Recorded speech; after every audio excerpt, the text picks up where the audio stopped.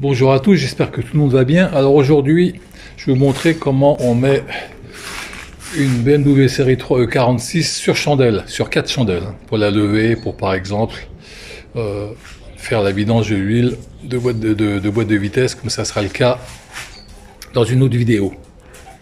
Donc là, alors j'ai pas assez de recul, donc là vous la connaissez, c'est toujours la même, hein. C'est ME46 330D de 2000. Donc on va commencer par passer en dessous pour voir les points sur lesquels on peut s'appuyer sur la voiture. Il y en a deux, il y en a un à l'avant et un à l'arrière. Juste au-dessus du cric, là, la partie noire. Voilà, donc là il y a une protubérance qui ressort, en fait c'est le châssis, donc on peut lever là, mais on verra après, parce qu'on va lever l'avant pour caler les côtés. Je pourrais montrer exactement l'endroit où on peut s'appuyer. Donc on est juste à l'avant ici. Voilà, c'est comme ça, et c'est juste en dessous.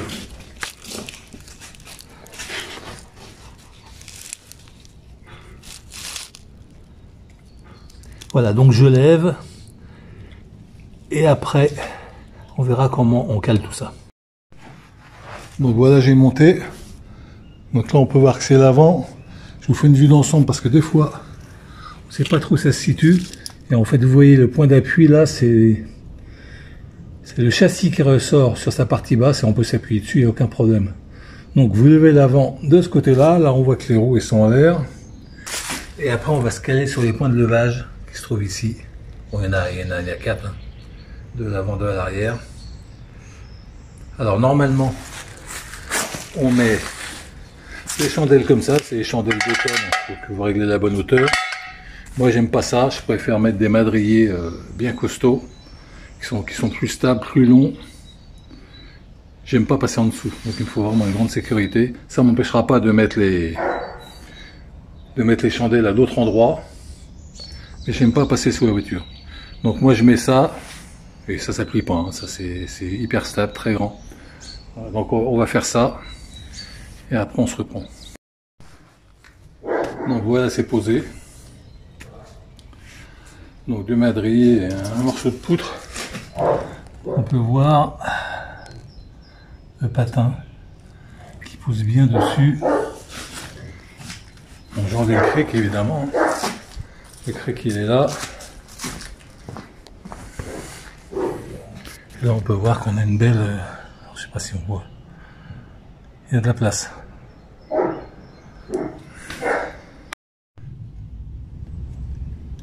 Alors là on voit mieux. On voit mieux. Parce que la voiture relevée, en fait, le point d'appui, là, vous avez le pont, ici, où j'éclaire. Et là, vous avez la barre transversale qui tient tout le pont arrière. Donc, en fait, vous appuyez là-dessus pour monter les roues. Là, en fait, ça tient dessus, hein. J'ai pas encore abaissé le cric. Donc, si je fais une vue arrière, vous voyez, hop, là, on est à l'arrière de la voiture.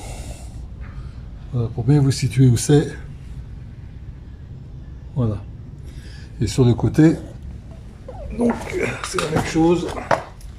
Alors moi je fais quelque chose de costaud, j'ai pas envie de... Après vous pouvez mettre les chandelles, hein.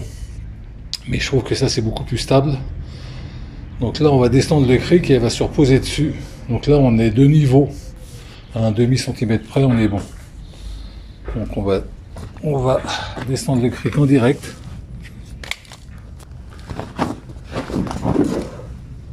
Et on va voir ce que ça donne.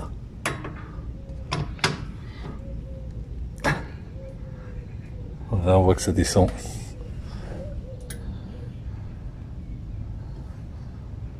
Et là c'est bon, c'est descendu je pense.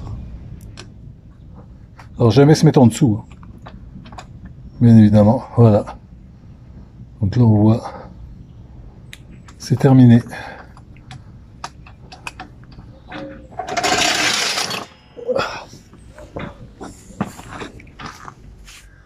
Donc voilà ce que ça donne de loin.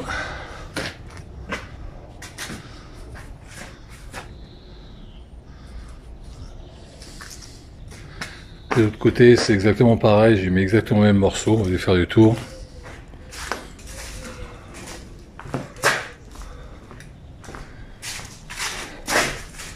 Voilà, donc c'est un peu plus sombre, bon, ça y est, fait la netteté.